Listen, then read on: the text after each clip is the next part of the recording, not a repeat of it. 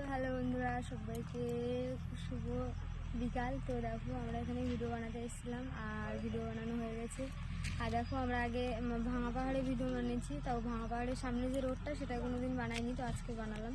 আর আমরা প্রায় 2-3 সপ্তাহ হচ্ছে ভাঙা পাহাড়ে আসিনি। দেখো ভাঙা পাহাড়ের অবস্থা দেখো, পুরো একদম কেটে জঙ্গল টঙ্গল সব কেটে দিয়েছে, হয়তো রুম হবে, ঘেরাও দিয়ে দিয়েছে, ভেতরে কেউ ঢুকতে পারছে না। ভেবেছিলাম আজকে ভাঙা পাহাড়ে ভিডিও বানাবো, তো এসে দেখি এই অবস্থা। তো যাই হোক, এই রোডে ভিডিও বানিয়ে নিলাম আর ভিডিও বানানো হয়ে গেছে বন্ধুরা। প্রচণ্ড গরম পড়েছে, ওই জন্য